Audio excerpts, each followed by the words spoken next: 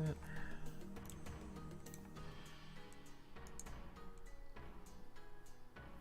Right, pulls them back up.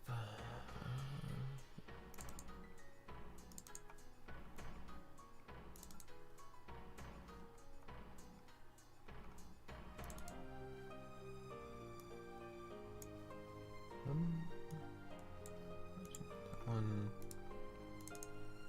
there.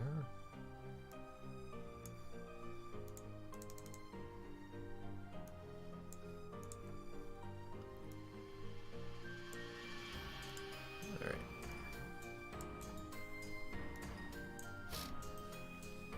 Okay. So it's been a weird couple of days.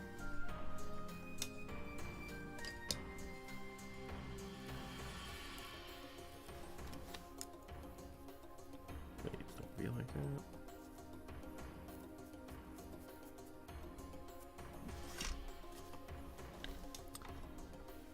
Yeah, we're like begin with any of that stuff.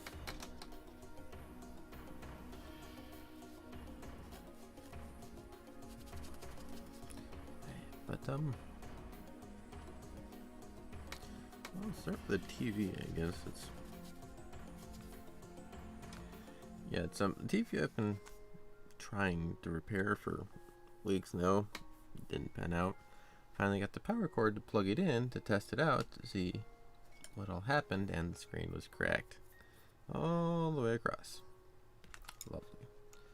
That was a fun thing to have today. And the guy whose TV it was came in to ask about it. He'd apparently been calling about it all day, but our phones, our internet, everything has been down all day.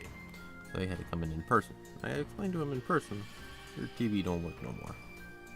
Or I wasn't able to fix it. It's got a problem with it. So, yeah, that was fun. But that was at least at the end of the day.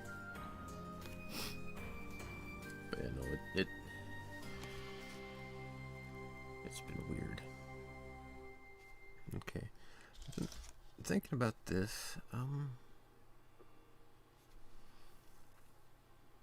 Let's try these browns and red.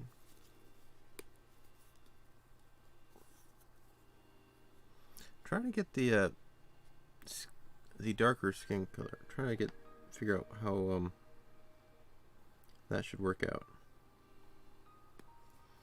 Because I don't quite have that color, and I'm not quite sure how to go about mixing that. Oh, come on. Are you kidding me?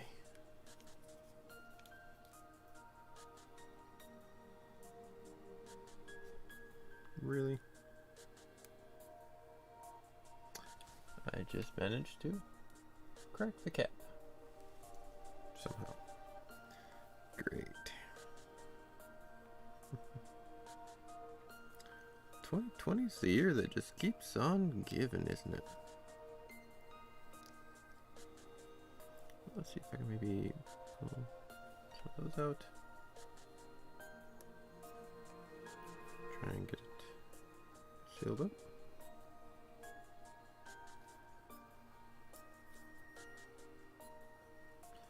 Hopefully that'll still stay. Let's try the other brown. Okay, today I'm going to try to figure out and mess with some of the colors. See if I can get some of that shade going. And this one tossed to the side, I guess. A bit different. Because a lot of these colors are very warm. I want to try and shift to that into the spectrum a bit. Okay, I'll try you.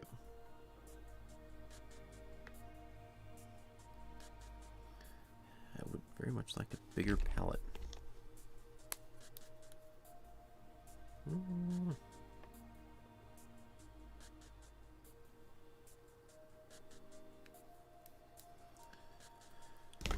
Okay, so there we go.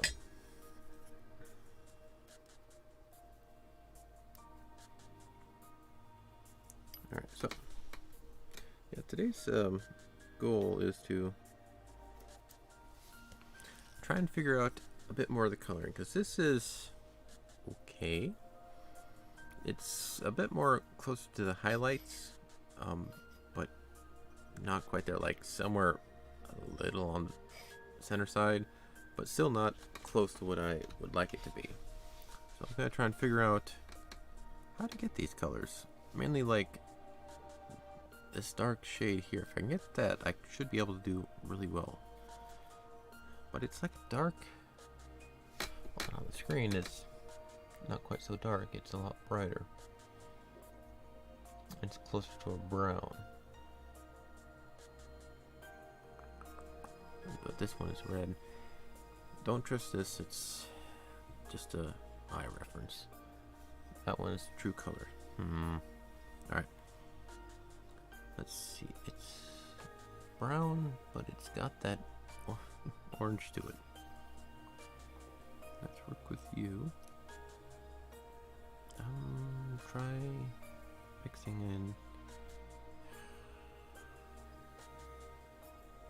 a bit of the yellow. Might not have what I need to make that color.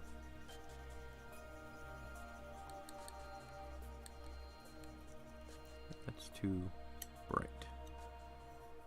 Okay, let's see what red does. I'll try and bring it back down. Oh, it's a little bit too bright, but that's getting closer.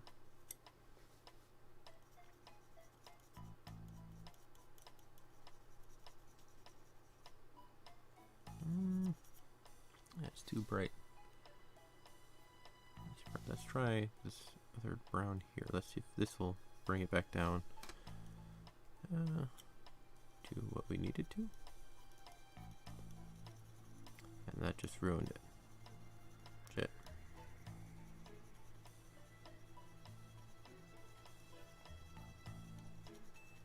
I think we need it back up on the red scale. See how that goes.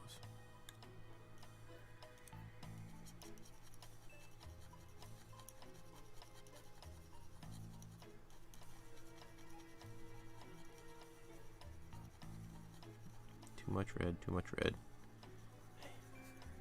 Just the tiniest bits change it so dramatically, and I can't undo. Just frustrating. Let's try working in more of the brown. Try and dilute it a bit.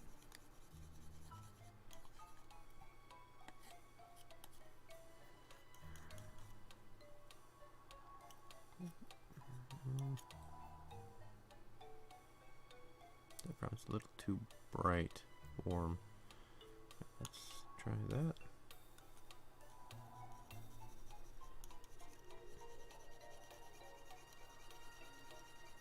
I think that's actually pretty close. Maybe? Well, let's find out.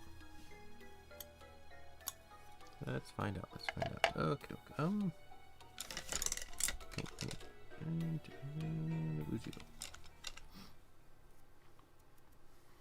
Alright, so we pop this on. It's very somewhat fleshy orange. I know this part needs to be a bit darker, so let's work with this one as the test bit.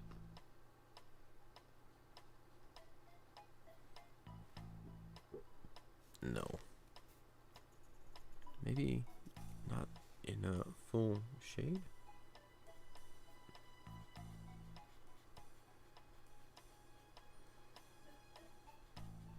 Let's see.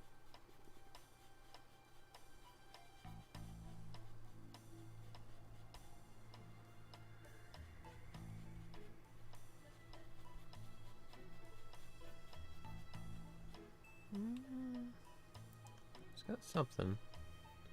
It's got something. Not quite sure how it's gonna work out, but I will have to be very extremely light on this color, not quite so heavy-handed.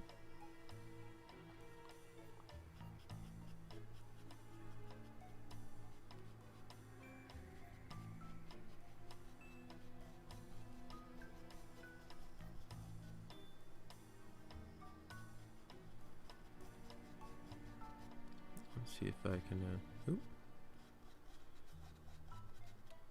get this going. It's something. Yeah, flesh colors are the ones I have the most trouble on. Probably because they're not quite the most not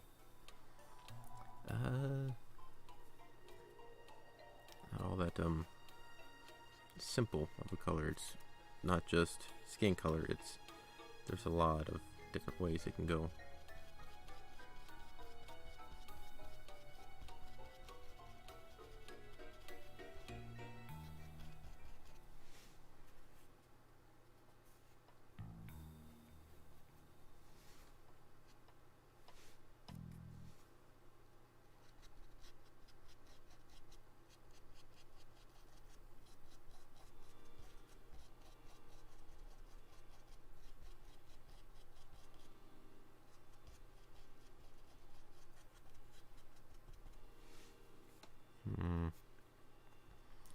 Well, this is what experimenting and stuff is about. Oh, but yeah, yesterday and the day before was fun. Apparently, yes, day before. Let's see, Monday. On Monday,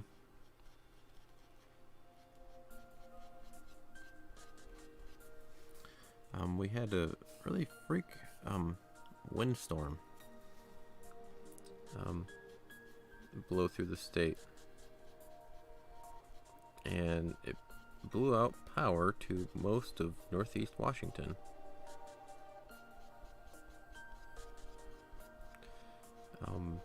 And so my power went out at around 11 o'clock in the morning and stayed that way for the rest of the day, near on 24 hours. And some people were not that lucky and still didn't have power after 24 hours. Anyway, so that overlapped my streaming time I normally go to, which means I wasn't able to stream yesterday. What the hell? Why does this look so weird? I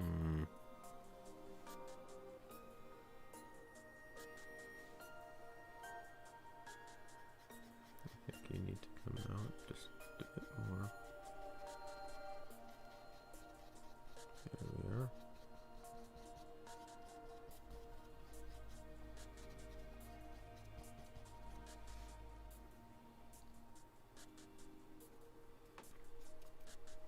But yeah, so my stream was down, my power was down.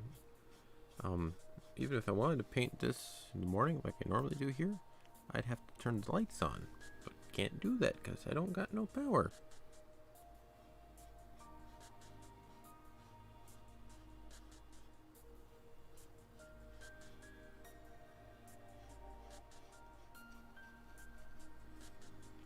So that was just lots of fun. I could try by candlelight, but that's when colors would get very different.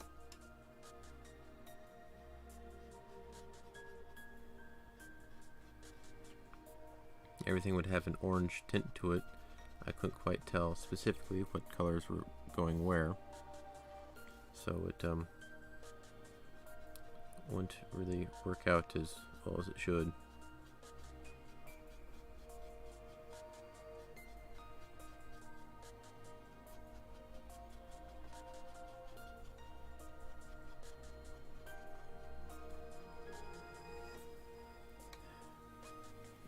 So that's why I didn't do nothing yesterday. On the plus side, I try to catch up on some of my sleep since I have the time and ability to, but hey. Oh, And yeah, that big old storm that set the power out also started a fire. So there's a fire in our area going around. Not here, but overall locally.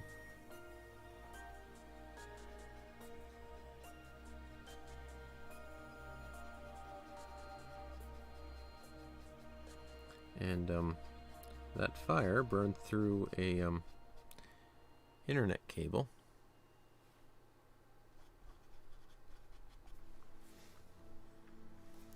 Fiber optics cable.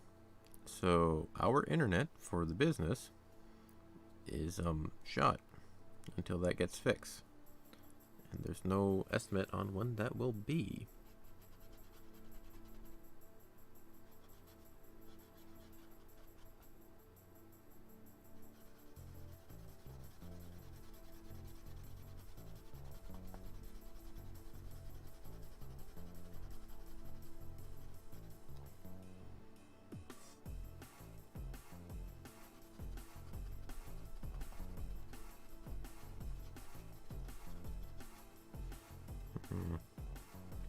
Very odd coloring here. I don't know what to do.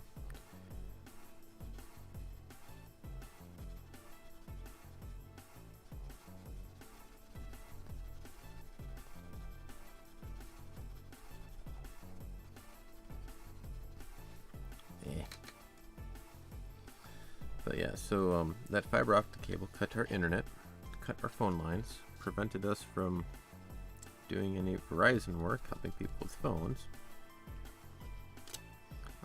preventing us from doing any checkouts with a card, because you need to connect online to do that, prevented us from doing any FedEx label making, because you need to upload that to the carrier in order to verify stuff. So there was not a lot for us to do, which is very kind of bizarre.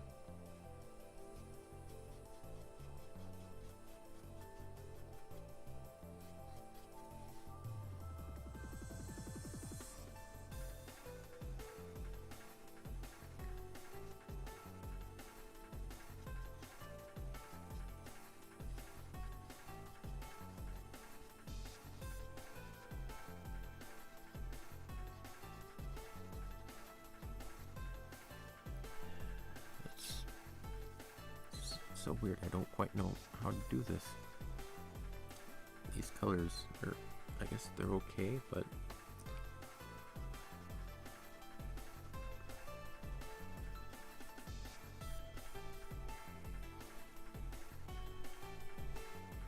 so weird.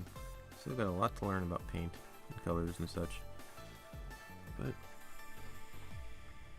hopefully I can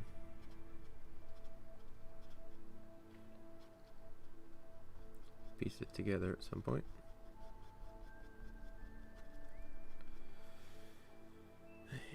And one of the things is, this picture ends right here at the legs, so I have a bit of an extended area down here. So I'll have to figure that out on my own. Partly as a bit of an exercise on my part.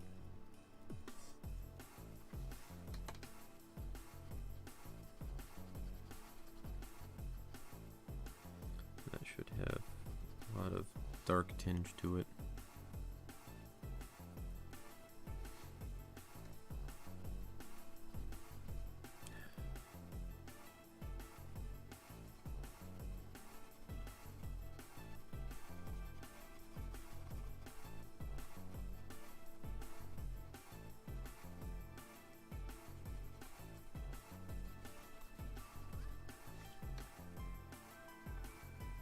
What I'm doing here is doing a bit called dry brushing, where you try and not use up, you try and use very, very, very little paint, so that the color underneath can seep through.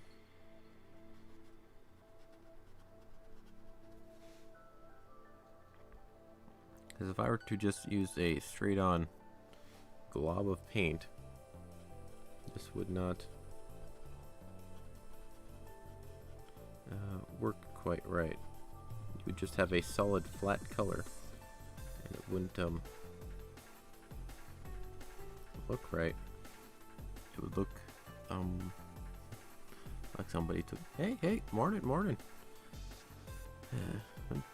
I'm actually here. Somehow. Yeah, sorry about the past couple of days. It's acts of God, honestly. Remember that windstorm that blew the papers around in here? Well, that blew down power lines and shit too. Which is why I wasn't here. It's really stupid. Alright. And this is not looking right. It just needs to...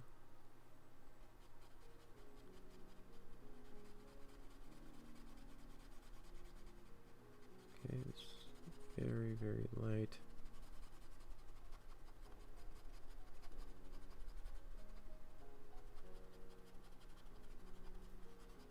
Yeah, come on, get on there.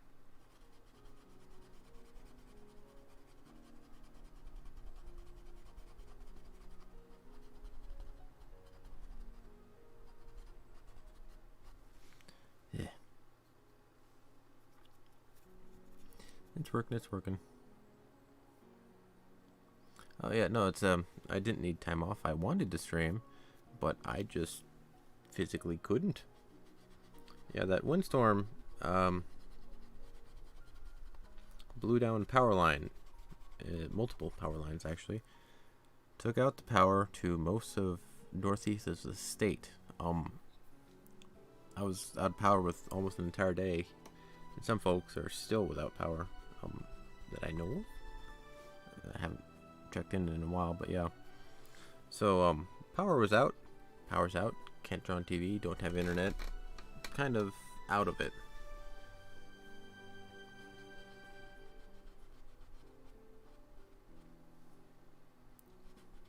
So yeah, that was that. Also the windstorm blew down power line, which started a fire, I believe, down in another part of the state, but close by this county, I guess. Which caused a fiber optic cable to melt or something. I'm not entirely sure of what all is going on, but when I got to work, my work was without internet and phone and card readers. We couldn't make FedEx packages. We couldn't do a hell of a lot of things. And FedEx was also messed up. We didn't even get a shipment of things that should have been in there. Just all sorts of problems. If it continues on, my boss might be thinking about just closing up shop till it finishes, because we can't really do anything.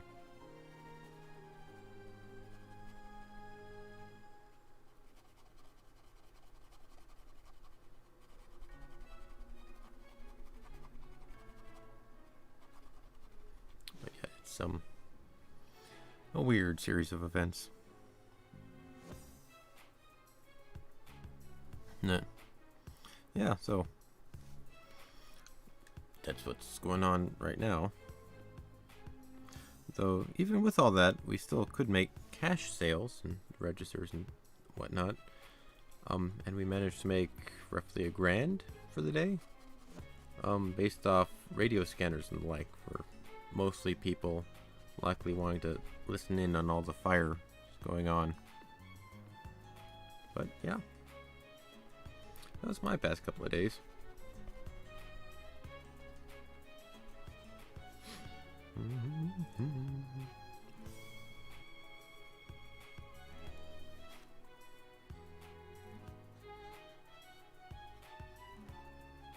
How were your days? Oh, I did a double there, didn't I? You shouldn't quite be like that.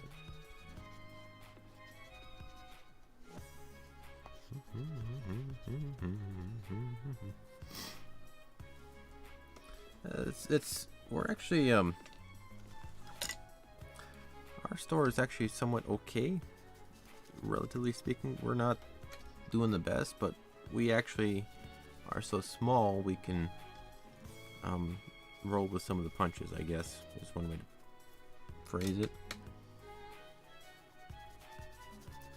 But yeah, it's kind of big, but not horribly so.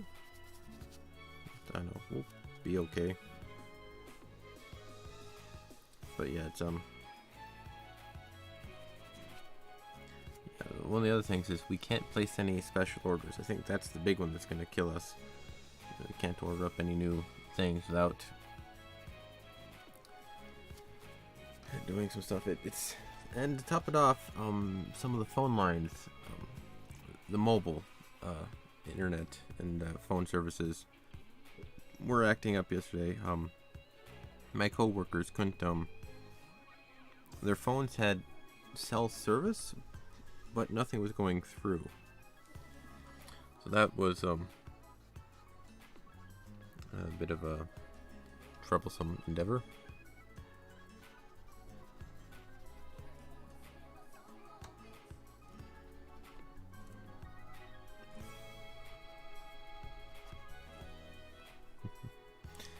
That's where simple phones in the day again. I had flip phone with non-carrier specific a card, one of those burner phones that I've been using for years. Okay, so this needs very, very light.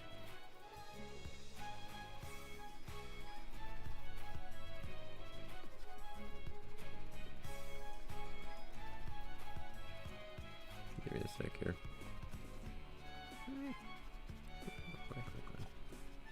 Yeah.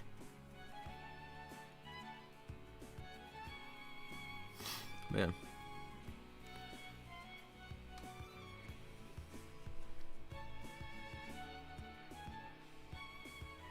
Small things here and there.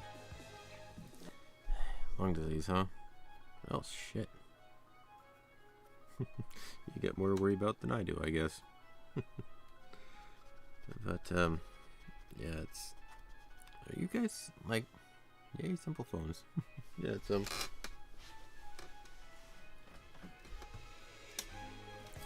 This be my phone. Okay, it's just a simple little flip phone.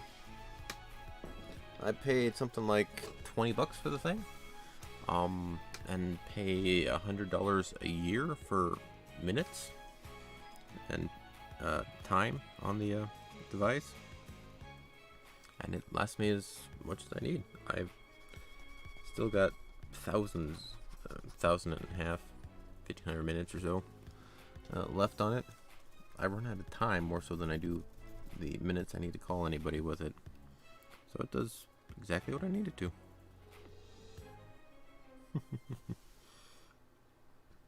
Alright, so let's see here. But yeah, it's one of the things is I don't quite know. Come on.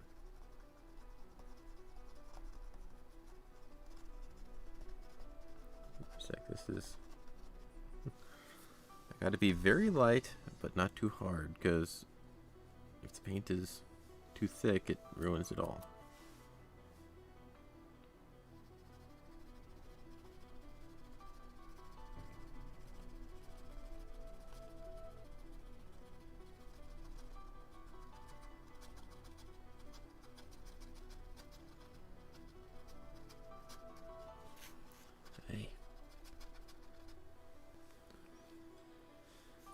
But just as good. Yeah, they are. They can be. They do have the caveat that they can't really do emojis and texting on them is slow. But if you just need to, for the most part, receive messages and reply with a yes, no, or call somebody, it's all you need. And it's kind of amazing how much people emphasize the need for smartphone stuff hell, I'm in a store that has to sell them. And even then, that's a lot of our customers are the elderly who still have flip phones, but contract ones, and they've been told they need to upgrade by their kids and such. Alright, so this is working out okay. But and they say we just want a flip phone. But then we run into the issue of give me a sec, I think that's what's causing the issue. Paper's bent, causing it to be shorter than it should be. So we get a lot of elderly folk trying to figure out, well, I just need a phone. And again, their needs are simply, they need a phone to call somebody. That's it. They don't need any more than that. Some textings, maybe occasional minor utilities, but they're not who these phones are all aimed and catered towards.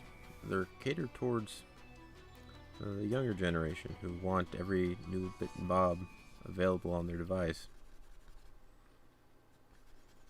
And it's very weird. Oh, there we are. That's why it looks weird. I need you here. Come on, just a little bit more.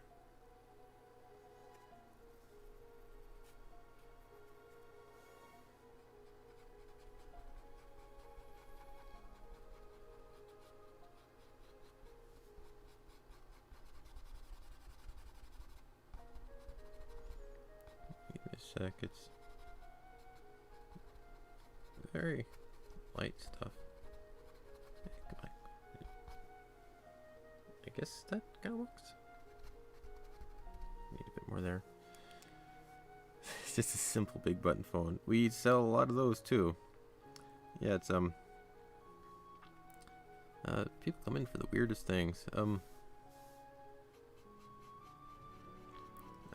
We've got a lot of landline phones we sell to, again, a lot of the elderly people who know what a Radio Shack is.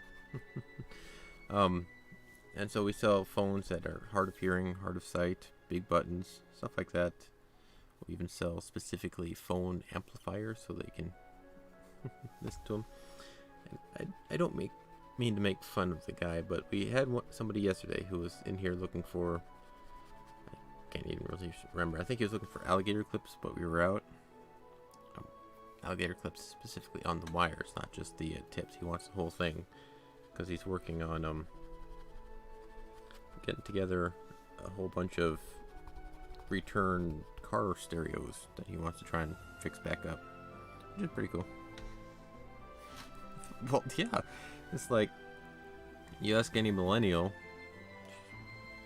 Gen whatever the hell it is, what a Radio Shack is, and they're like, what's that? Because I think the only reason people in this area know what it is because we have one.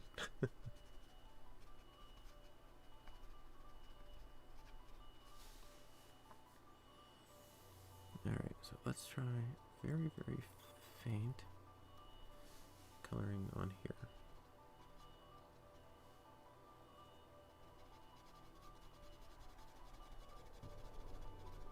If I had enough paint to do so.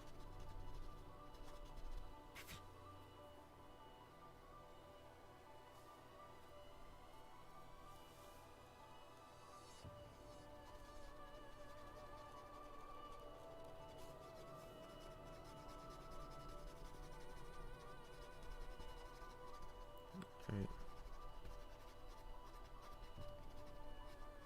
But yeah. What was? I don't watch TV, Netflix, any of that stuff, so I'm a bit out of it for any pop culture references. So I do try and not like stay up to date, but I just keep track of things that are interesting to me. One of them being Crash Bandicoot. That was a game I grew up with. And apparently they're coming out with a fourth one, Crash Bandicoot 4, time something or other.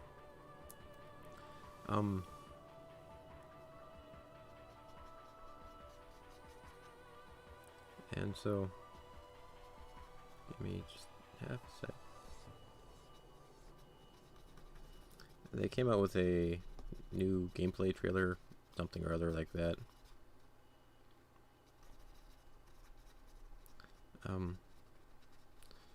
The other day, I took a look at it. At some point, I can't remember specifically when. My time frame has been weird. Yeah, they're making another one, a fourth one, and they're actually treating it as like just the first three exist and the other ones didn't happen, which is kind of cool. But apparently, it's being made by the company Toys for Bob, which apparently has a bad reputation. I don't know. I don't keep track. And they showed some of the gameplay, and it looked okay, but they were going in a weird direction. And I've got this. I want it to be good, but I can't say for sure if I'll like it or not. It's one of these weird, kind of odd gut instincts that's like worth a shot, but I don't know if it'll be all there. Yeah, Toys for Bob. They're the ones who did it. Apparently, yeah, the big reveal was for this last video was they introduced Tawna as a playable character. You know, the love interest, I guess, in the first game. And it was revealed that she's from another dimension. This specific Tawna, which, alright, but they changed up her entire style, look, and everything. And it's this, in and of itself, I don't inherently mind that, but it was just, alright, let's go with it. But I guess I do mind it. It's this thing I've seen over and over with a lot of companies and groups, mostly the comic book type stuff, where instead of making a new character, if this new Tawna was just a new character introduced, that would be perfectly fine by me. I wouldn't have any problems at all. But it's the fact that they changed an existing character and then said this is now what she looks like. That's the part that bugs me. You could have made a new character, you could have made a whole brand new thing, but you have to take an old one and then convert it. You can't just make a new one. Same exact everything, except it's a new character. Because that happens a lot with some of the comic book stuff. I'm not a comic book nerd. I know more than the general knowledge for a lot of that stuff. But there's like one where Captain America was turned into a black guy, Thor was turned into a female Thor, etc., etc. And it's like those characters could be interesting on their own rights, but the fact that they converted an existing one is where a lot of weird issues come. But at the same time, Tawna didn't really have a character. She was simply there. So I think she had like some more presence in, I think, like the racing game, but I never actually got that one, so I can't say for certain one way or the other with her. But so she doesn't really have a character in the first place, just a aesthetic to her. So trying not to be all pessimistic and such, but yeah, it's this weird kind of like awkward in between. I don't quite know what to make of it.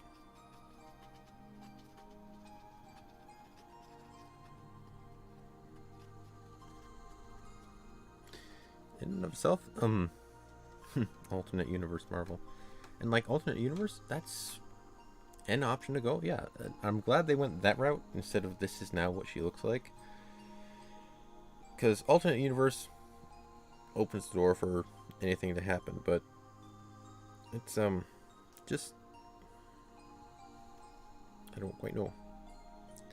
And also apparently all this Toys for Bob stuff, I don't quite know who they are, what's up with them. Just that it's a problem company. So I'm hoping to reserve my judgment a bit on it and see what happens in the coming days.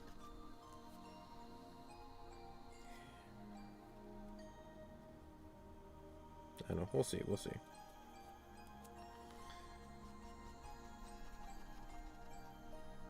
But yeah, it's just this weird thing. It's just everybody's corrupting all the old stuff. It's kind of frustrating. I know.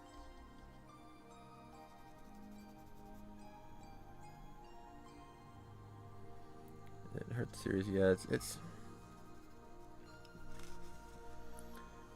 I've played some of the old point-and-click games. I've played Secret of Monkey Island. I used to play like Putt-Putt, things like that.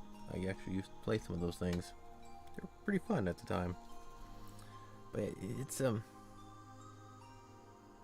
new Contra game. I don't know about the new Contra game, but I do know the old one. A while back, I watched a video about the history of speedrunning Contra, which was quite fascinating. But yeah, it's like when you start changing it up and taking it in a new direction, I think like actually a perfect example is the Sonic series.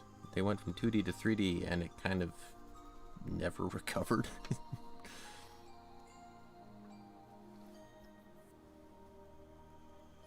Yeah, it's which is again kind of one of the weird things. It's or you see a franchise turn into a cash cow. Like one of them is Fate and Fire Emblem. Fire Emblem was pretty interesting. I played the original Game Boy game, or Game Boy Advance rather.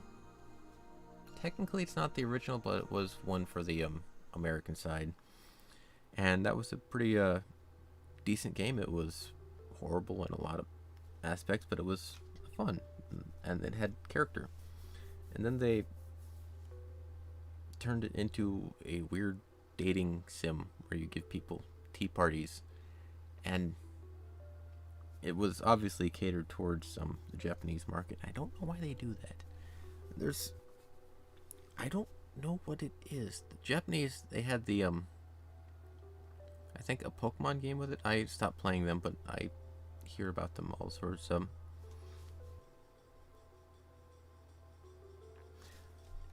It's 3D, and you can't look up or shoot up and down. What? Yeah. Fire Emblem is now Fire Emblem Three Houses or whatever. In the game, it's all about the reputation. You become a professor at the place, and you get students who are now your team. And you increase their relationship, and you can give them a tea party to boost their things. But you like literally sit there, and they're sitting out in front of you. Look it up on YouTube. You'll find a million videos of them, and you just sit there with them, and you can like watch them, and they'll ask a question, and you choose from a set of options, and they'll either like it, not like it, or hate it type of thing. And if you do good enough and answer all the questions properly, you can sit there and like have a camera look around at them and like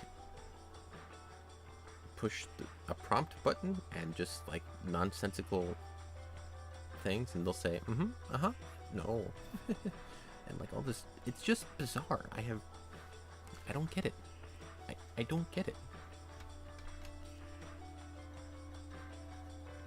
Well, it's they still have all that tactical stuff, but now there's this whole, it's kind of like 50-50 ish on they've got the gameplay where you actually have your units and move them all around and like do all the tactical stuff, but then after that you build up your team by doing all these relation based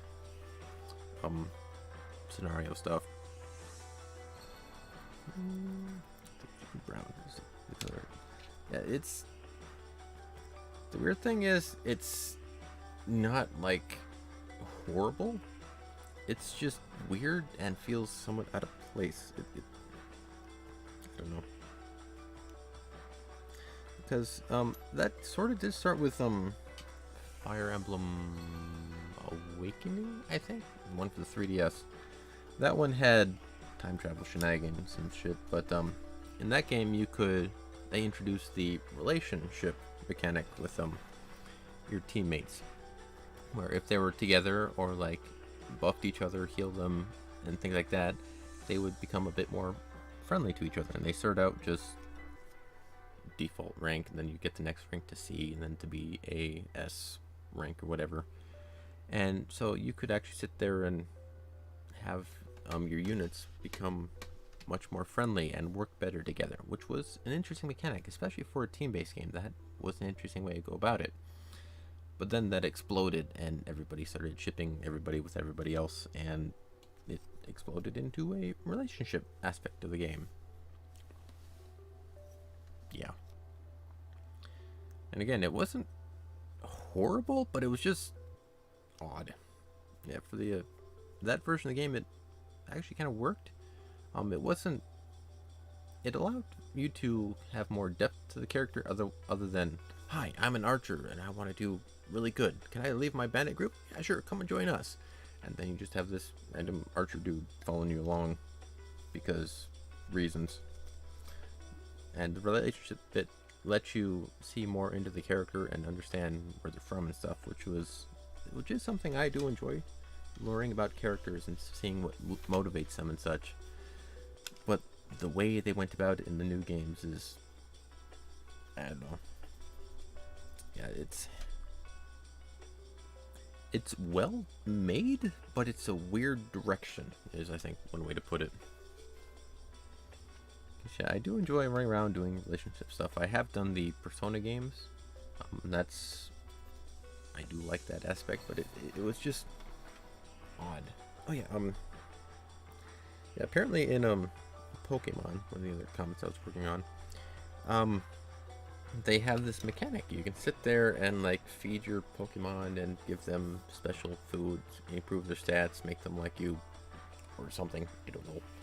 But there's this one little part for the DS where you can sit there and pet your Pokemon, and you have to sit there and pet them, and it makes them happy.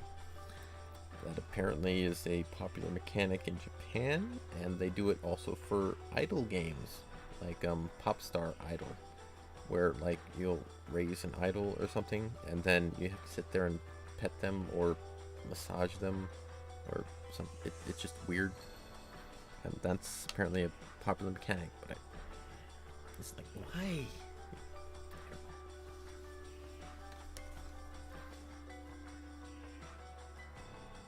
Super constant.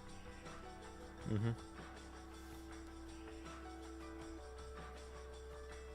Yeah, and it's yeah, and it's when shit like that happens. Yeah, I know that feeling too.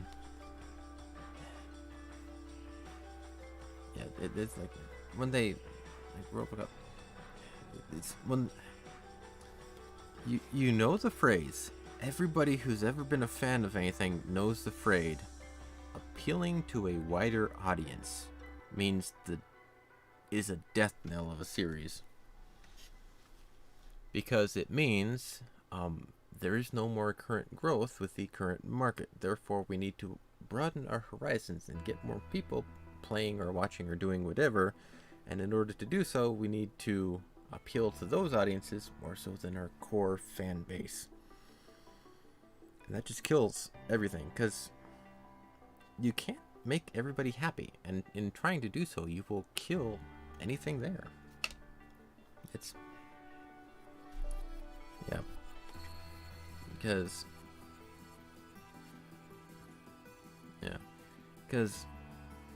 it's like trying to get a super gory story, like say RoboCop for example, and then merging it with some cutesy thing like Hello Kitty. That's actually probably one of the worst examples I could give, but it's like the people who like the cutesy Hello Kitty are probably not going to like the super gory seriousness of like RoboCop or Doom or something. And the people of Doom, well, they do have a tendency to like the cuter type stuff, will want the gory aspect of the story as opposed to the cutesy aspect. And it's trying to merge both of them, you won't appeal to any of them. Except the weird example of Animal Crossing's Isabelle and Doom. That was a really weird crossover that happened to work somehow.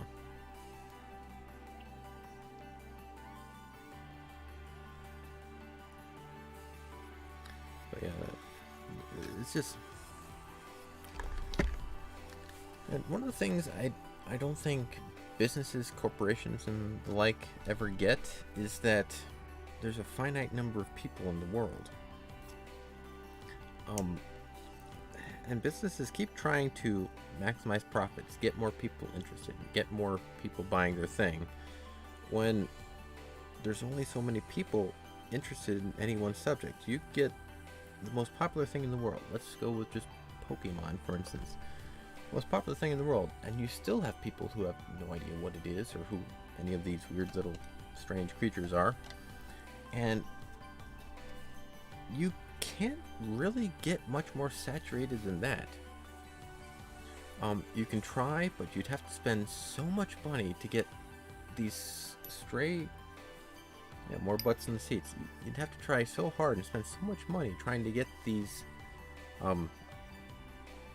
extra random people that you will inevitably alienate the core base group. If they haven't been interested in it, with the amount of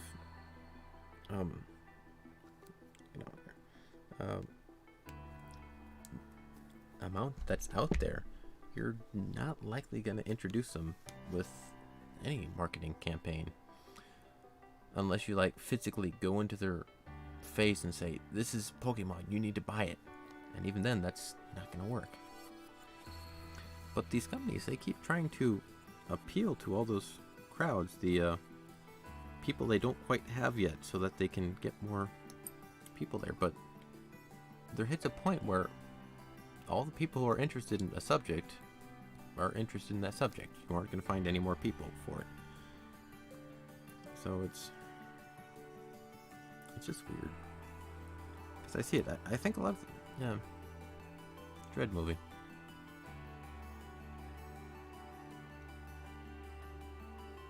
Down the road, this... And then stuff like that, it's... we can go back to the Crash Bandicoot example for that. And it's, for instance, Crash Bandicoot, it hit like the 3 original games, which were stupendous. But then after that, they just kind of all died off, and it's like everything became mediocre, and they were trying to sell it and do it and make money off it, which... But it's just... And then the quote, you either die a hero or live long enough to see yourself become the villain. But it's a bit of a cliche that how it's being used, but it happens. That's what happens. Things either end off peacefully or they end up becoming a parody and joke of themselves. One thing actually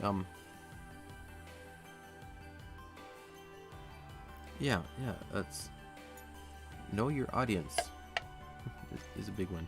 But how did I forget that?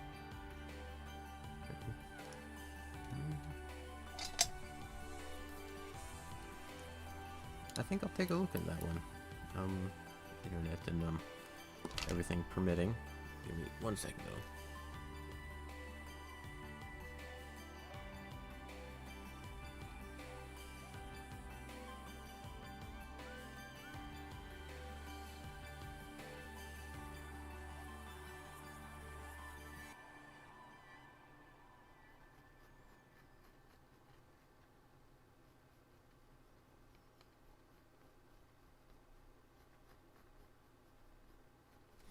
But yeah,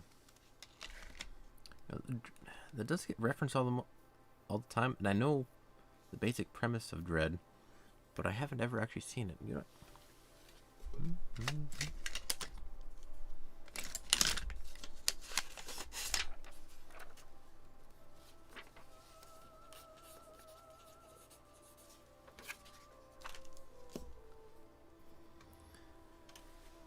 But yeah, I'll take a look at it. I'll check that one out when I'm able to.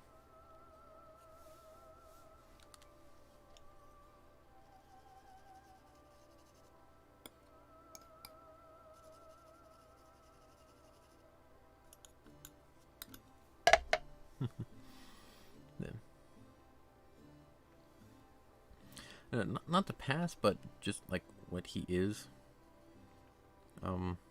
In D&D terms, he's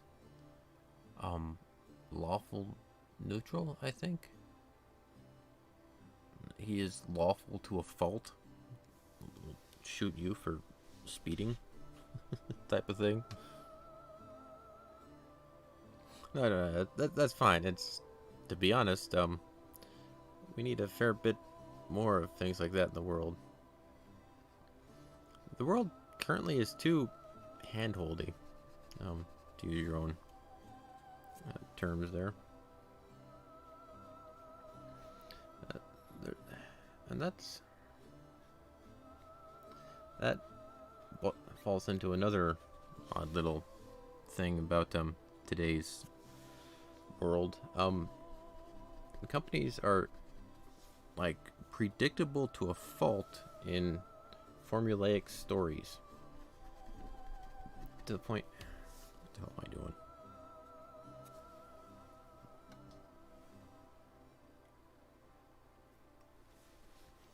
And the fact that they'll need to not be quite so.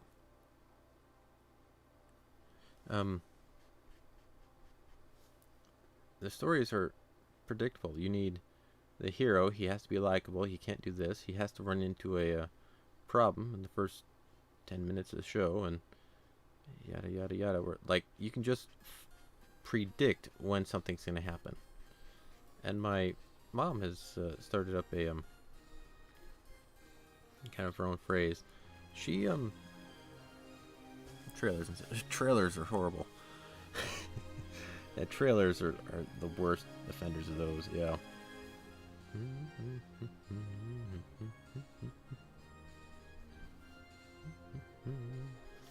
But yeah, my mom has started up this running gag, maybe something, where she watched the Shrek movies and she noticed that they all have the same beats, the same things. Okay, this is the part where everything is good, and then this is the part where something starts going bad. This is the part where everything falls down. This is the part where he cries, sad melodramatic music, and this is the part where he rises up and wins the day. And that's literally how it like always goes down. And going through the movies, you can see the point. Okay, happy. Okay, problem. Okay, sad. Okay, hopeless. Okay, save the day. And that's how it goes. And hell, I think the Transformers movies, the Michael Bay ones, you can actually play them side by side, and they're the same movies within minutes of each other. The same fight scene at the same time, the same length of time, the same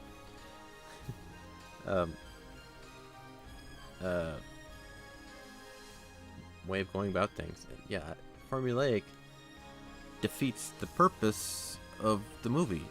We don't want to see a formula. We want to see a story, something new. But apparently not, in the eyes of movie makers. And honestly, I don't fault any of the not any, but the people working on the movie. Look it up on YouTube or something. Transformers movies side by side or something, if you want a odd little laugh, I guess. But I don't fault any of the guys working on the shows. I fault all the producers and such. And since we're on the hating Hollywood aspect of it. We can go with the way they, this again loops back into our original topic, how they take original works and then convert them into something else. Because there was, I think a recent one is the Artemis Fowl movie. I knew it was a thing, but I've never read any of the books. Apparently it's a children's novel. And about a kid who is a criminal mastermind or some such. And he deals with fairies and magical creatures and the like. I've never read the books, but I knew they were a thing. Apparently they came out with a movie for it and butchered the hell out of it. Over the chair for Bumblebee. Yeah, I don't know. I watched, I think, the first one, which was kind of cool. Maybe the second one. But then after that, I stopped paying any and all attention to the movies because I didn't really care at that point. But this Artemis Fowl movie was apparently altered to, they wanted this kid, they didn't think that, like I'm quoting some of the people who were talking about it or whatever, they didn't think that they could sell the idea of a criminal mastermind kid, that he had to be the hero of the story. They thought that's what would sell, until they changed his character to try and fix that. Even though everyone is saying the book sold millions of copies, it's famous around the world for little kids, and you don't think it'll sell to little kids. And they're just like, why? You're all being idiotic. And it's just this strange behavior in Hollywood. It's actually yeah, Ong. Yeah, that one. It's the dumbest thing. You quite literally have the entire everything right there in your hands. You don't have to do shit. And you can make it successful. But they have to go out of their way to alter it, to make it better, and turn it into a disaster. It's not an accident. It's intended, like, every step of the way. It's weird. But, it's, summed up perfectly in the movie, The Majestic. If you've ever seen that movie, it must have Blood Rain. Yeah, I know of that series, but I wasn't allowed to follow anything kind of like that. It came out when I was younger, when my parents were a bit sheltered for me, so I couldn't look into a lot of mature things. I wasn't allowed to get Grand Theft Auto when I was younger. They didn't like the thought of that. But times have changed, and maybe I should look into that again. That Blood Rain was an icon, a recognizable figure. I have Jim Carrey, yeah. But in that movie, he starts out with, I think the opening and closing frames of the movie are identical, but a shift of perspective. But it starts out, he's giving out an idea for the story, and it's just him kind of sitting there at the board, and they've got some bigwig producer, whatever, there, and he's like, but that's not what the story. Oh, and it needs this. I mean, can you change? We need to be more relatable. Can you change this concept? Just completely demolishing the whole script that the guy had. Yeah, sure, I can do that. Yeah, we can work at try and do it. Make it more actiony, more tear-jerky. But then at the end, it's talk about and the kid, he needs to be blind. That would be relatable. Oh, and the concept, he gets a seeing eye dog. Oh, and then the seeing eye dog falls down a well, and he has to help the dog out. And I love that bit in the movie at the end there, where he just gets up, walks out the door, And honestly, that is the reaction that needs to happen a bit more often in some of the stuff today. But I just know if somebody does that, some other bootlegger will take its place immediately. Because that's how that kind of world works. You try and stand up for your values, you will be immediately replaced. Without any remorse.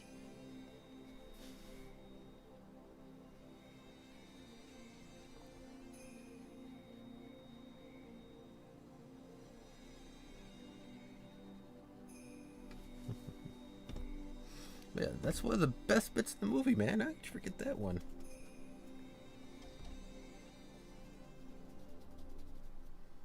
But yeah, it's that's one of my favorite bits in the show because it just perfectly emulates exactly what the movie industry is doing. But a lot of things are. It's like they completely misinterpret anything um, um, that determines why something is liked. They have, well, according to these polls, most people like this aspect, even though that's, yes, we like that, but that's not the reason why we like this story.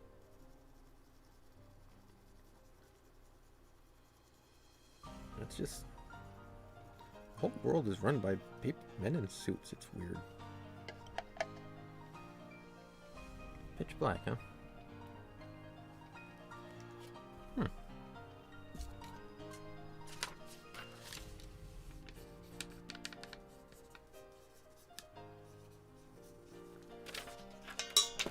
Looks like I've got some stuff to look into. Thanks for giving me homework, man.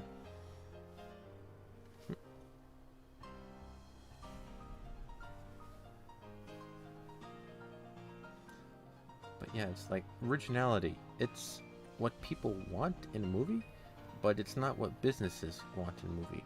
Originality is risky. Originality has the potential for failure. So they end up going with some original things. Yeah, there was a indie movies. Yeah, same with the indie games. A lot of big AAA publishers I don't really care about. Movies and stuff, they're whatever. But it's just this odd indie groups. Not all of them, but they have more potential for good ideas, good thoughts, fun little games. Hell, I think some of the most popular games out, like Minecraft, was made by one dude originally. They improved upon it since then. But one dude making a fancy little game. And then Terraria, which is another big one, was made by a small group. Stardew Valley, some incredibly popular game, was made by one guy. Undertale, stupid popular indie group. And it just on and on. All these little indie groups making specific games. And you can just tell there's yeah, and it's kind of, it's sad watching Star Wars dies, but also funny watching it die, because Disney bought it thinking Star Wars will immediately sell. We don't have to do anything, and Star Wars will be a financial success. And it came out to be an absolute financial flop. To the point they're retconning the movie they put in there. At least that's what I heard somewhere. Yeah, there's a bunch of them out there. The indie groups, they are out there. They can do things, and I think that's also where a lot of Kickstarter comes into play. And it's fascinating what Kickstarter has done for the to the scene at large, because people have put in like thousands and millions of dollars into projects that they want to see done. A big example of WanderSong. WanderSong, huh?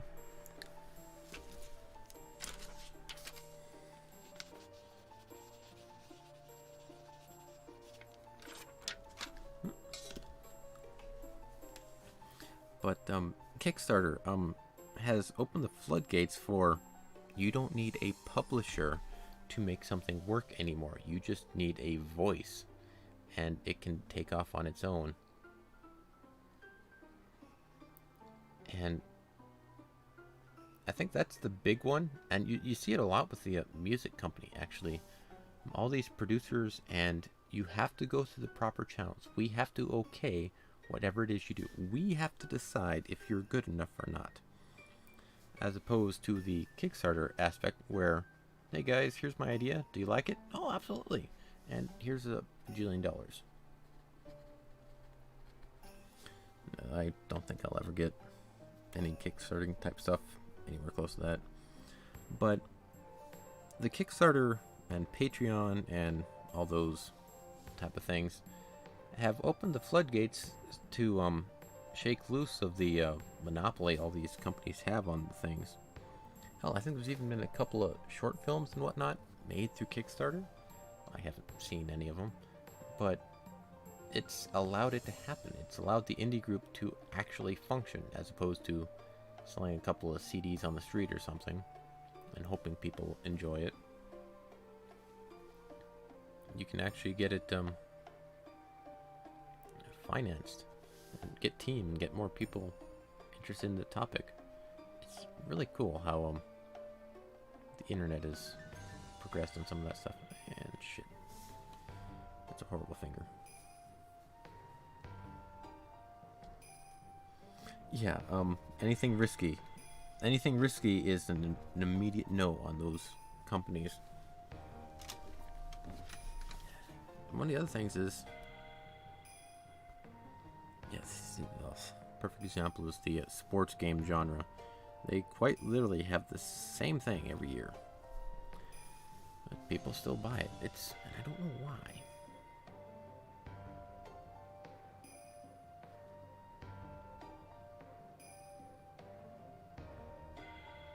Give me a second here to some fine detail.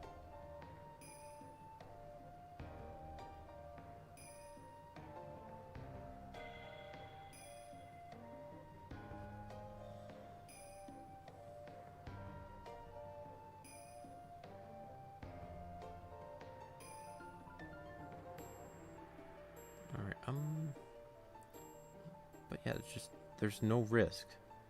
And it's like, they're physically incapable of doing any of it. Yeah,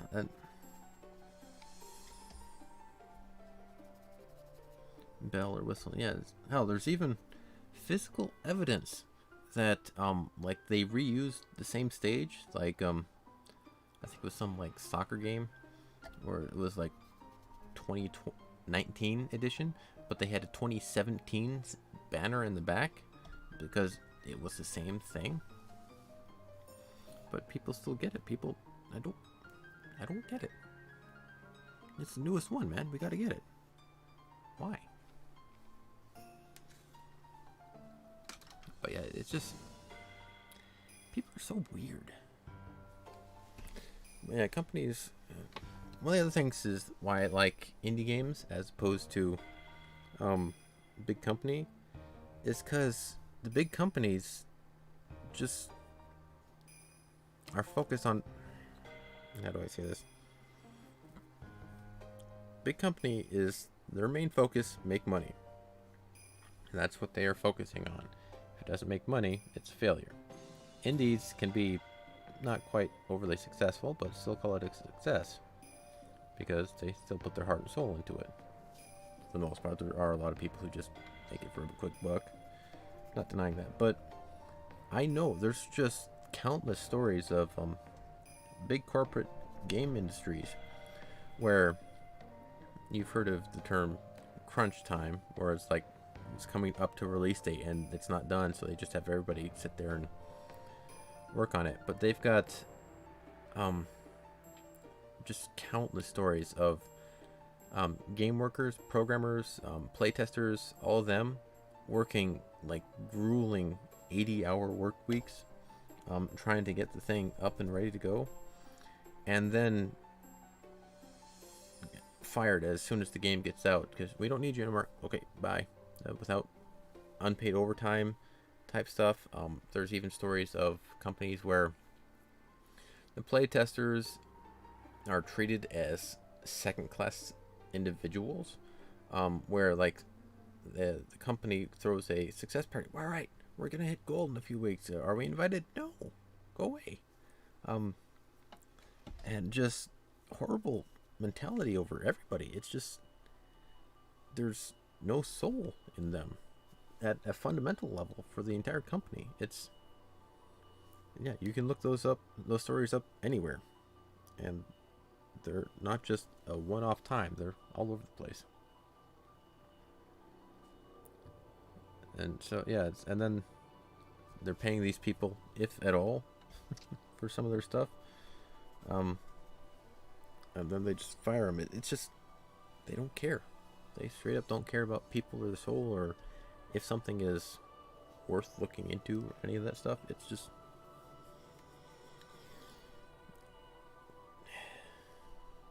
and they sell out. So I can't really trust any big party publishers, companies. I don't care about them. Because they don't care about me. They don't care about the workers. It doesn't matter. And it's, I don't know, it's just sad. Yeah, if you look online, companies killed by publishers or whatever. Well, partly because they kind of have to. If they don't listen to their fans, they don't really have anything to go on. That's just a baseline. But yes, they still listen to their fans. I think there was the game Enter the Gungeon. I think my brother-in-law has it. He played it a bit. But apparently in that game there's this dog in like town, and people loved that dog, and it was pretty cool. Just a little sprite dog there, and people were like, "Why can't we pet the dog? We want to pet the dog." And so they listened and input a action to pet the dog. Something so stupid, so minor, so insignificant, but it means they're listening. That wouldn't really happen in a big corporation. Why the hell should we do that? That doesn't do anything. Just no. But for them, it's like, yeah, we can do that. Oh, that's what I can do. That's what I can do. Let me see.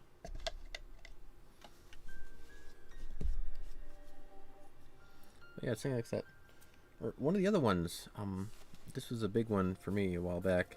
The modding community, since I'm on PC and Steam and the like, where like the original Counter-Strike or Half-Life Deathmatch, Garry's Mod, things like that,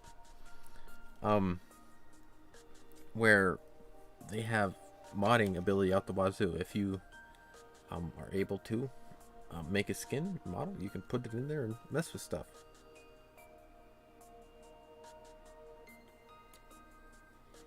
Okay, let's go with you over here. And the modding scene was what made the game alive, and it wasn't that people wanted to pay for any of that shit. It's that it was there and they wanted to try neat, fun, simple little stuff. And then companies realized how much interest was there and they tried to monetize it. But in doing so, they killed the very thing they were trying to work on. Because mods were popular because they were free. And it's a lot of kids and people who bought the games and like, oh cool, look, I can make it be a dinosaur man. Or hey, look at this, I can have a sword that's on fire for my little knife instead. Or just bullshit. Or look at this, I can be this random looking spider guy. I don't know. It's just all sorts of random. And these companies try to monetize it.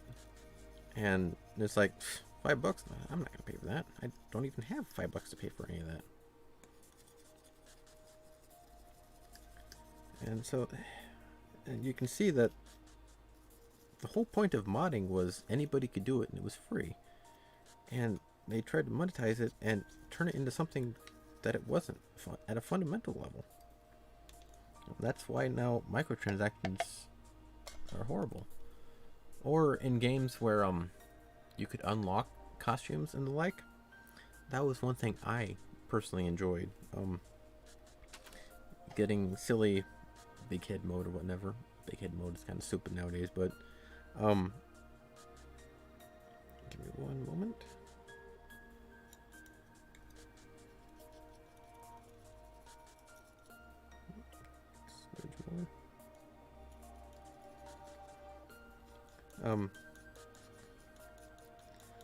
But yeah, I love unlocking abilities and things because it was a bit of a.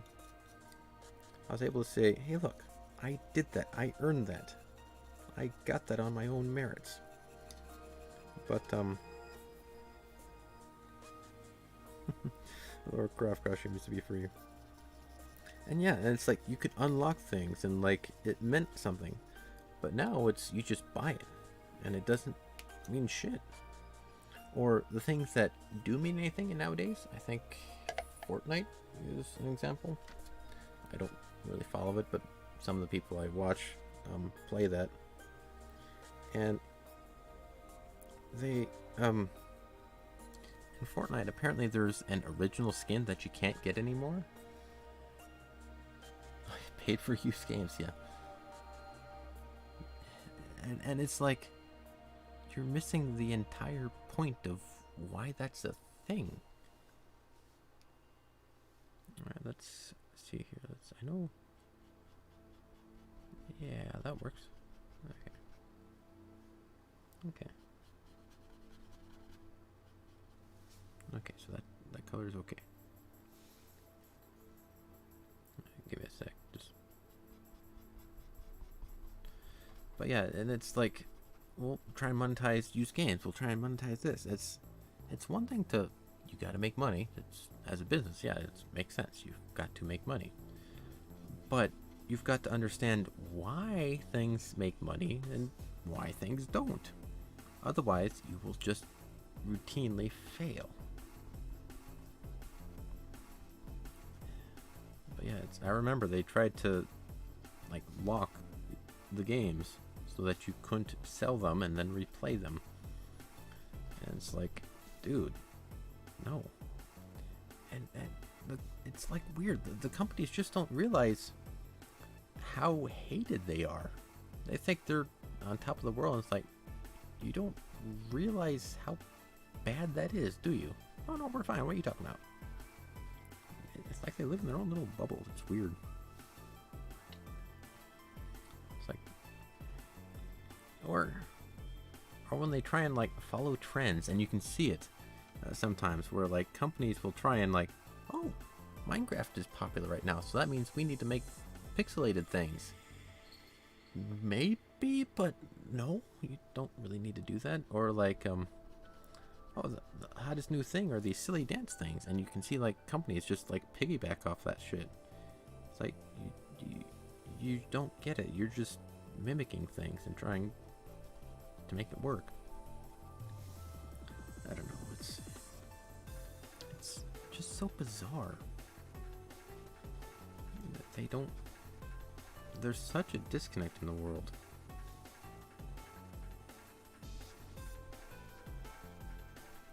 I think yeah, those trends, and yeah, it's like, and you know it, and like fidget spinners were a thing, and it's like those came out with hell.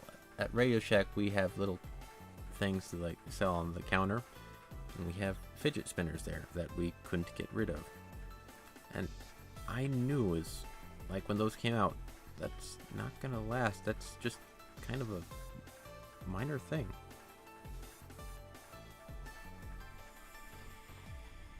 But yeah, no, it's like, no, these are gonna be awesome. These are gonna be the newest things, and they ended up being about as popular as Pogs. Pogs were a thing.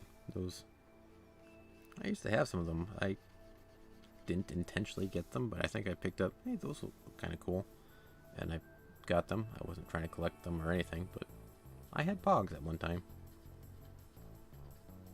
Oh, yeah, it's like trends. They don't see past step one. It's, I don't know.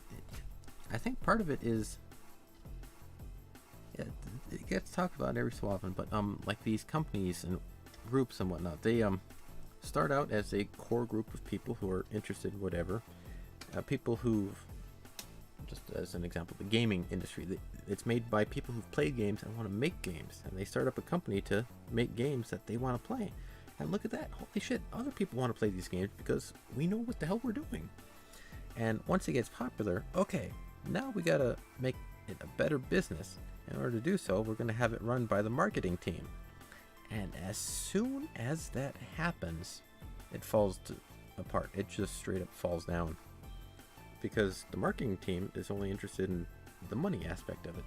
Well, this part is making financial sense, this part is not, therefore we're abandoning the core gameplay mechanics in order for trend mechanics. Like, but no, that's not gonna work. No, trust us. According to this data, it works. Your data's flawed. Yeah. Disconnected, yeah.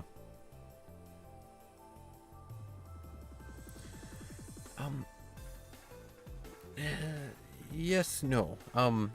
When you're like the grunt working on it, I can see it as soul crushing because working 40, 60 hours a week and you're isolated. Yes. But those people tend to know this isn't going to work. But I'm here for a paycheck because I have to be. But then you get the higher ups, the business, financial, marketing, decision making guys. They're disconnected because they're looking at just the sheets. They don't like the paperwork. Okay, 5% increase in volume here, 2% decrease in there. We're cutting the 2% decrease, putting it all in the 5% increase, even though all they're looking at is numbers. That's the only thing they're looking at. They're not looking at anything past that. Well, the grunts and us are all, no, we want that.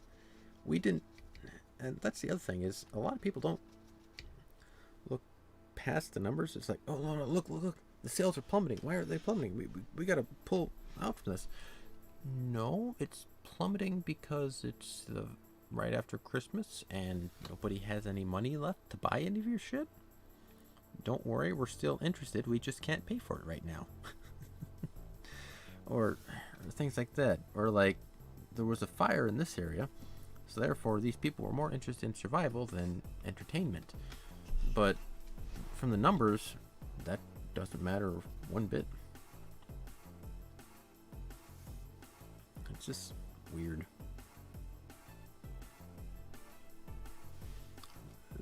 They don't see the forest for the trees.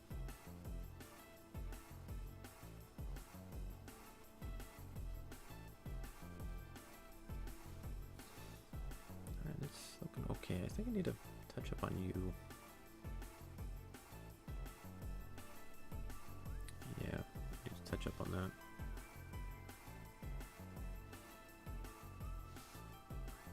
Let's brighten this up a little.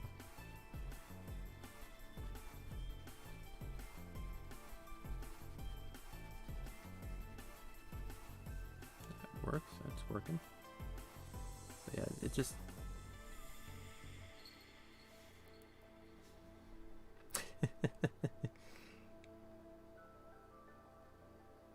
yeah, it's just popping in the quarters. Arcades are also a weird topic. They were technically the original microtransactions when you like really think about it.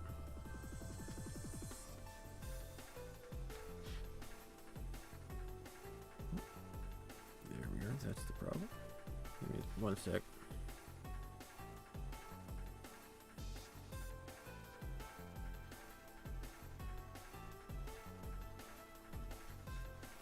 But yeah, it's like he didn't care about the content, he just wanted more quarters plopped in.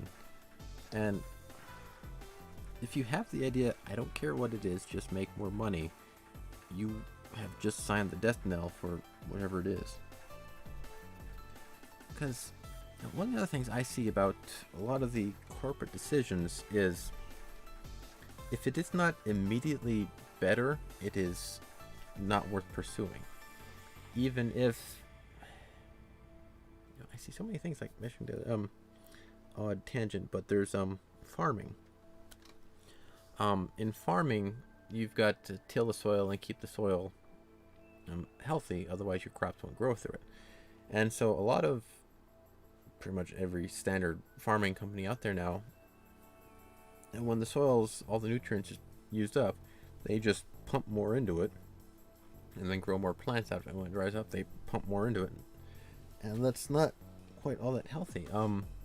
It used to be back in the olden days, you would have seasonal off seasons. You would grow the crops, and then you'd have like a year or so to let the soil recover and get back up to what it should be, and then you'd plant on it again. But there's no recovery aspect. It's just go, go, go, go, go, push, push, push on the soil now, and I think that's actually having a detrimental effect on most everything. We're artificially improving things, sustaining things, and it doesn't quite work like that.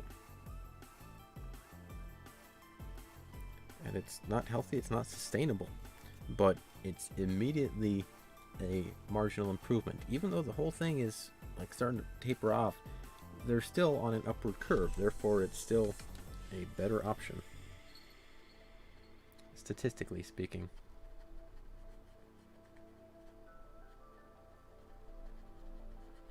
And if you apply that mindset to other business tech adventures, it starts making a lot of sense, because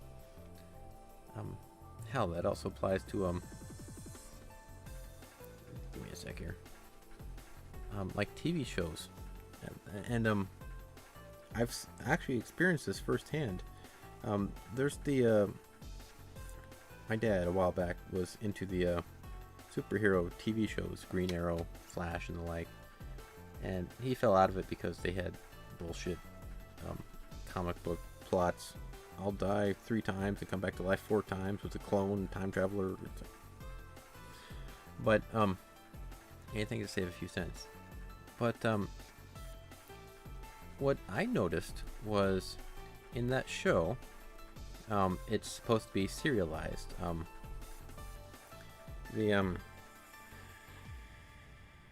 It's just odd. Give me a sec. But in the show, it's meant to be serialized. You're always interested in the next episode. Always, like, tune in next time for whatever the hell it is. And they want that mindset. They want you coming back. They want you coming back. They want you coming back.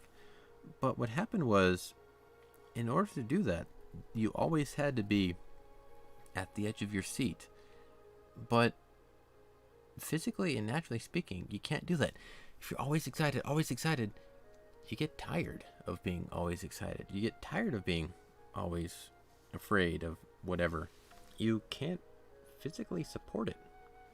And so your body gets tired and used to the same thing. And what am I doing? Click.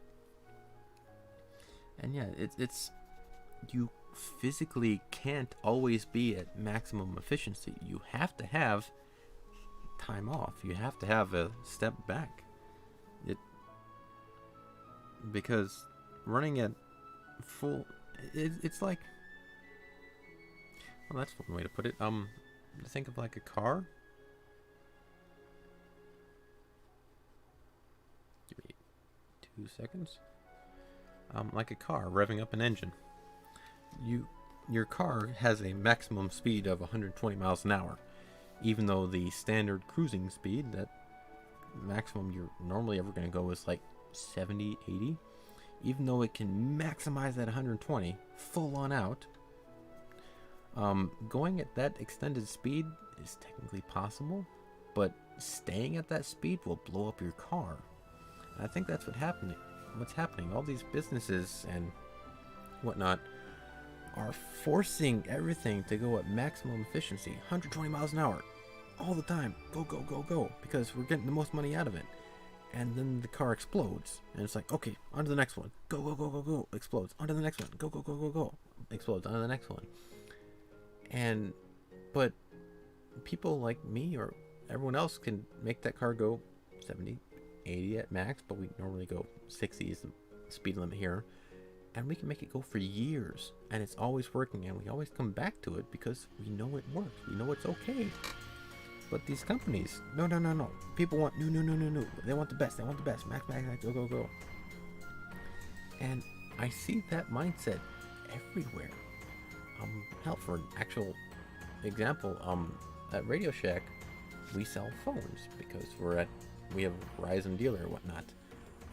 Currently, we're selling a lot of Samsung phones, and their current line is the Samsung Galaxy A series, I think. Something like that.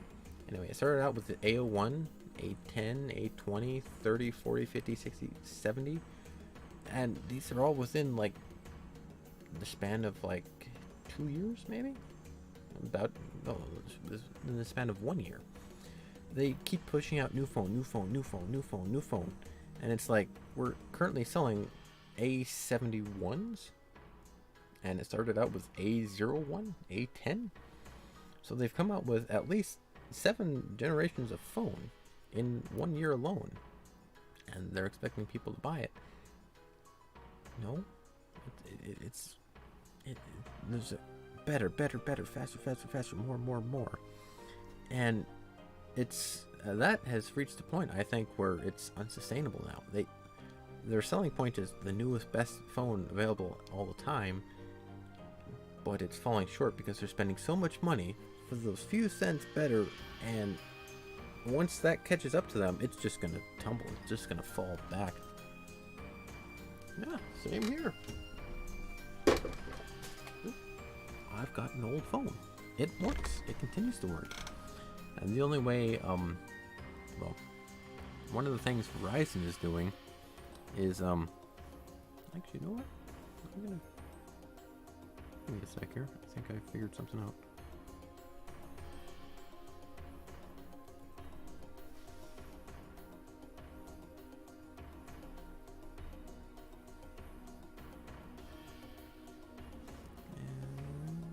That helps, but not quite.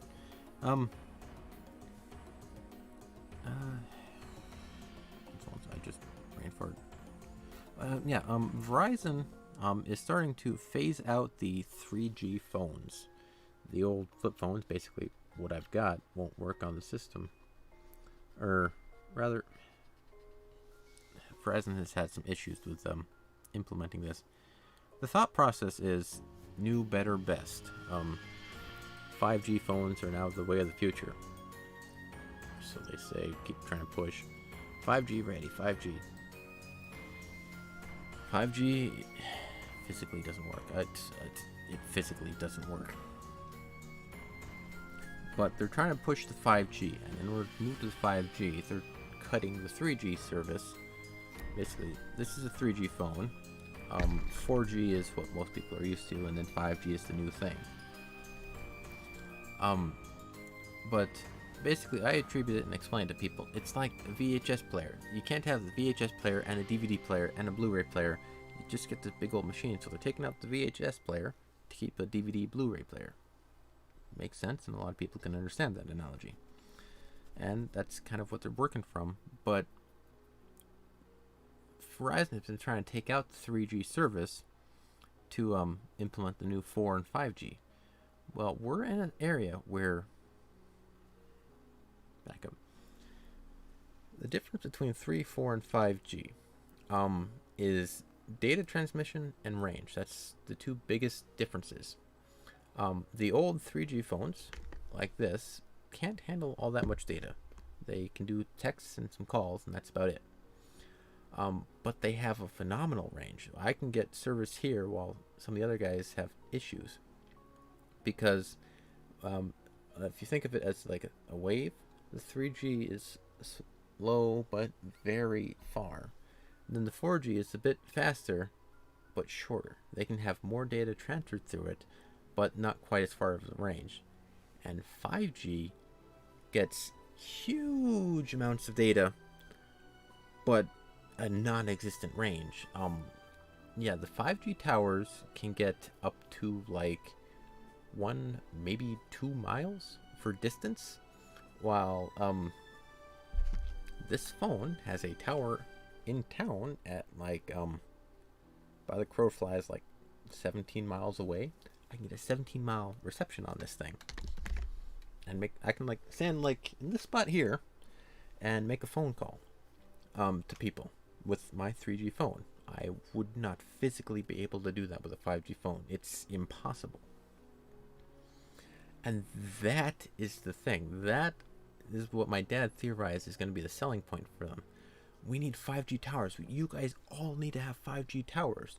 And so the phone companies now have limitless amounts of money because we need the tower here, we need the tower here, we need the tower here, we need the tower here.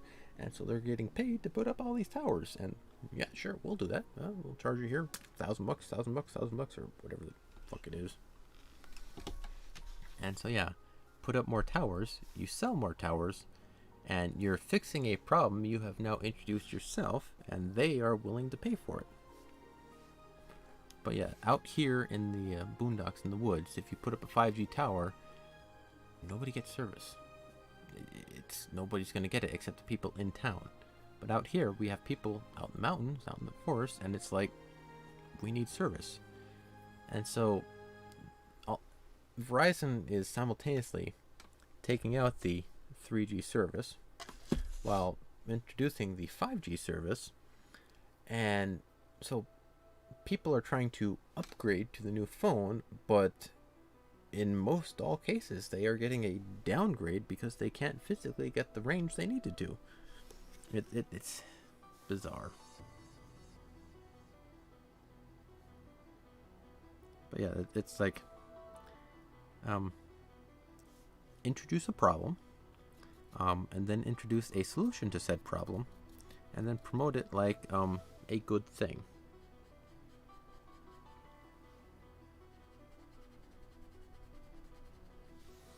And if you follow that mindset, you can follow it to a lot of political things as well. One of the more prevalent ones is all the masks, this pandemic stuff. You can there's now a pandemic. Everyone's going to die. We need to introduce measures to that. Okay, now we have to have masks. Okay, everybody has a mask. Now we have to introduce these. And you just keep introducing more and more solutions to a problem that you have introduced. And all of a sudden people are clamoring for the cure to your problem that you have both the keys and the cause for.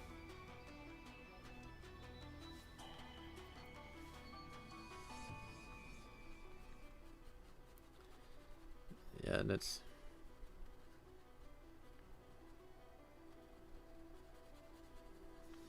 just very bizarre. I don't know. The world's gone crazy. How about yours?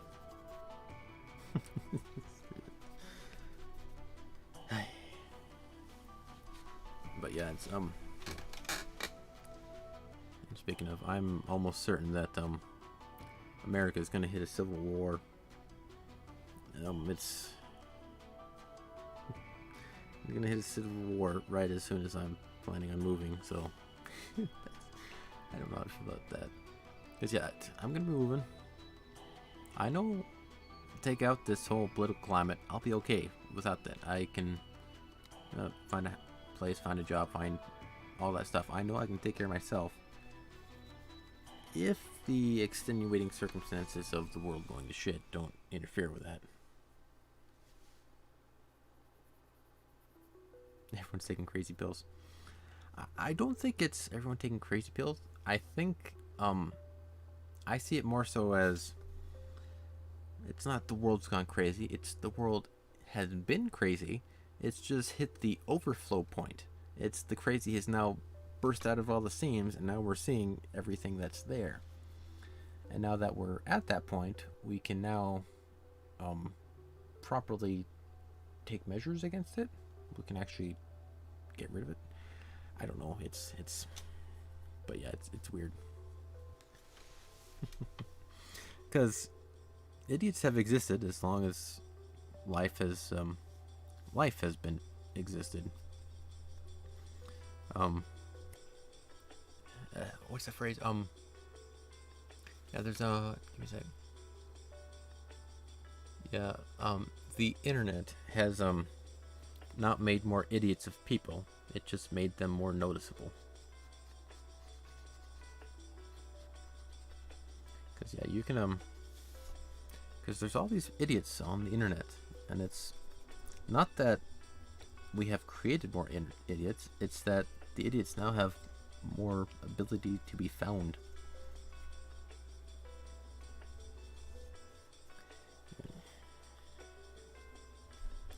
Just all sorts of problems in the world. Alright, I'm gonna cars. So, man, she's got a black line there, so let's work with that one. Well, it's kind of true, isn't it? It's the idiots always have been there. They just now have a megaphone attached to them. Listen to my opinion. Oh, apparently,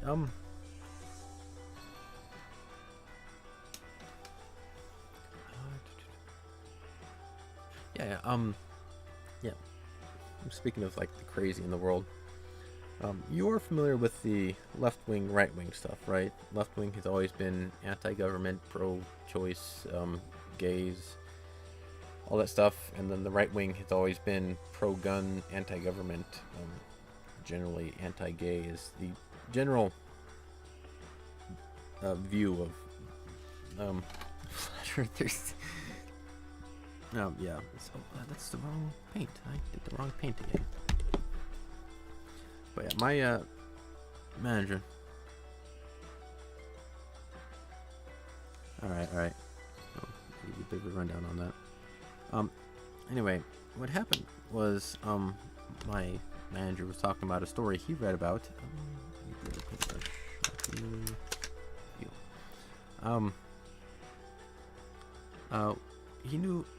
He had this story that I think his son told him about or like a video he showed him about these protesters in Portland, and the protesters, rioters, are all left-wing. All the people, Antifa, Black Lives Matter, they are all heavily, severely left-wing.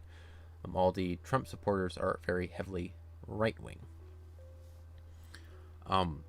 And the this protest, the rioter, because they are rioters, was this chick. This is a story I heard, so he's all the details I know are from what he told me. But this rioter was this batshit crazy lady who had a shaved head, was screaming her head off at everybody on the Trump side or whatever, screaming, licking people's phones, and just being all sorts of bizarre and crazy, and saying you're all racist, bigots, things like that.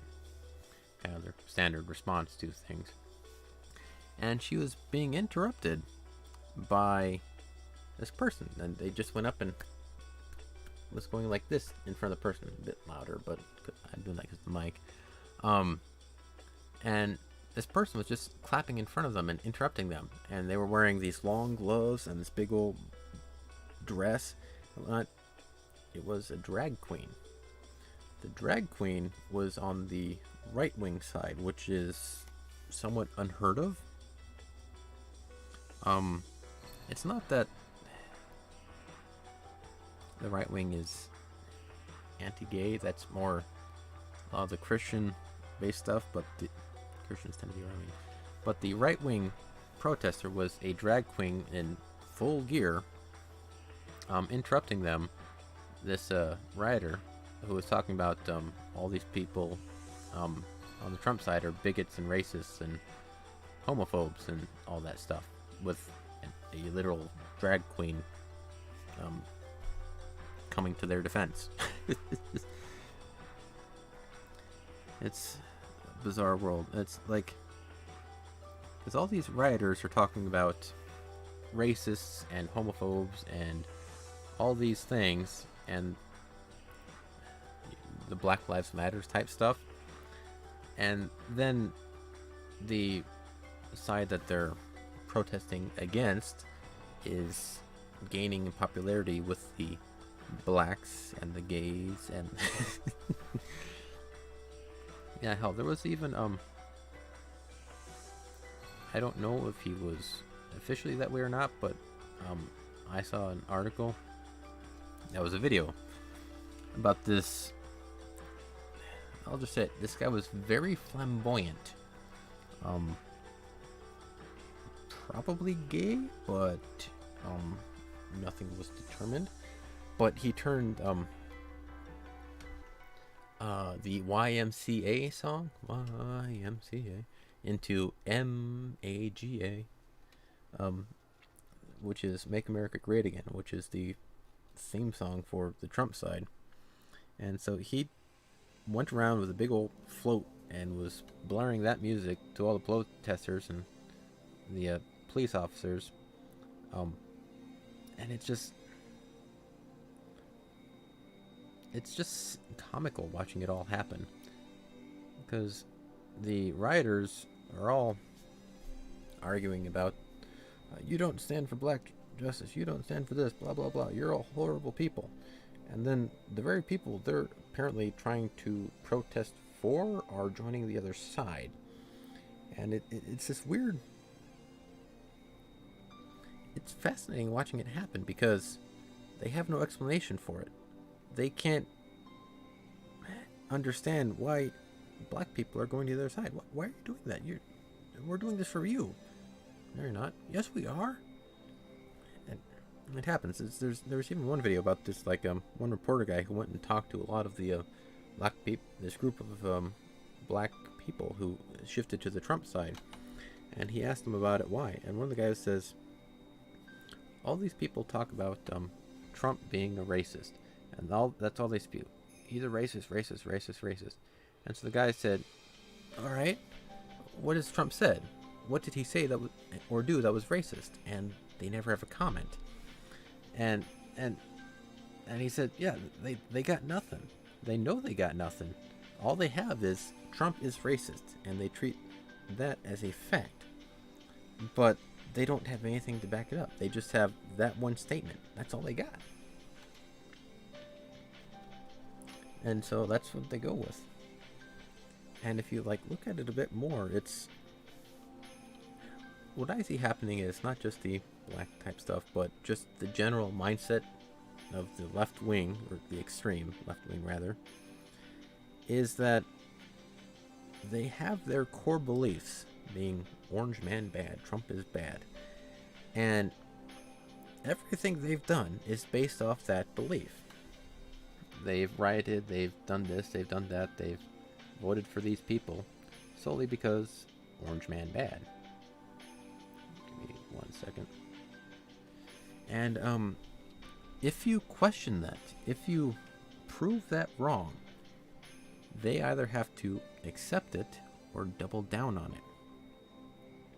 And if they accept that their core belief is wrong, everything they've done is wrong. Everything they stand for is flawed. And so people, being people, are unwilling to accept fault, unwilling to have their entire world crumble. Even if they're wrong, they would rather feel right than be right. And so I see it happening, and I see it around, and it's not just a political thing. I've seen it with some people and some of their beliefs, like habitual liars.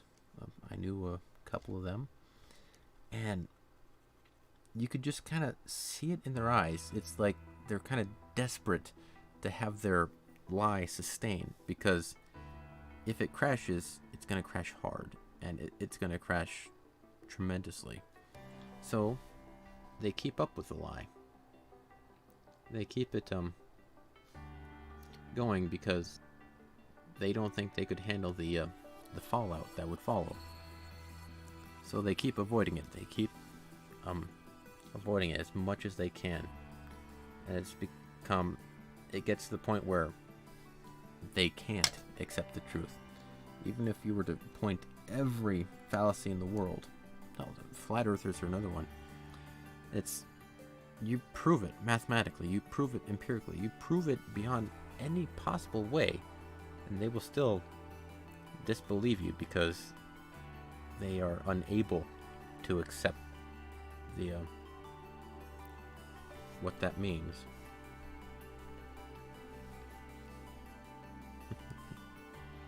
And it happens. Which is why one of the things I think is the highest signs of intelligence is accepting the fact that you can be wrong. And not just superficially. If you come out and prove that everything I believe is wrong, I would have to question what I'm doing. I would have to. But everything I know of at least has a foundation that is solid. As far as I know. Yeah, they're locked into it. There's no escape. But the thing is, there is an escape. The only escape is their choice. But they're not choosing to question. They're not choosing to escape. They're choosing to double down on the lockout. You see it a lot with a lot of the politics currently. Something's not happening, double down on it. It's not working out, quadruple down on it. Just keep going, just keep going, just keep going, and we'll eventually make it out. Because that is actually one of the tactics I see, is you just double down on it, and it's not working. Go even more crazy. It's not working. Go even crazier. It's not working. Go even crazier. Hey look, they left. I win. And they win by endurance more than people of that mindset win by endurance, because it's like, dude, you're too crazy. It's not worth my time or effort to prove you wrong. You're not going to accept, so obviously it's a futile effort. I leave. And then they go, woohoo, I win. See, I was right. And the only way to fully win an argument in that regard is to straight up not give in, which is a hell of a monumental task to ask of anybody. Yeah, this is what I got so far. It's a bit patchy down there. I'm gonna try and see if I can smooth it out some. But yeah, not worth the time trying to tell a brick wall it is a brick wall. Yeah, exactly. That's exactly what it is. Working on the shading. It's a bit you can see over here. This one is a bit brighter than what I've got here, but I'm working at it. And yeah, that's the thing, and that's one of the other reasons. If you ever look at it in governmental, like you need paperwork or want to do something in that regard, my parents ran into this gamut.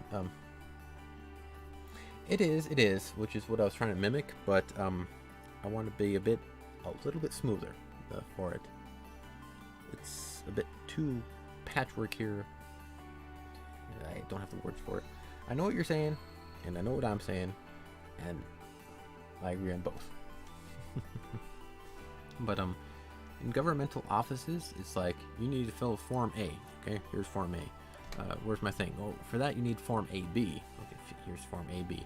Well, you'll need to wait 2 weeks for that guy to fill out Form C, and all that bureaucratic crap. And my internet went down. But I'll try and sum this up. The governmental offices run on bureaucracy. They run off of, you will get tired of going through the system to the point, I give up, it's not worth it. And then you will leave, and therefore the government has won by doing absolutely nothing. I've had experience with that kind of stuff. A lot of people win through endurance. They just have so much red tape and a brick wall to fight through that the other side just gives up because of attrition. See you later, guys. My internet is crapping out right now, so I'm gonna take off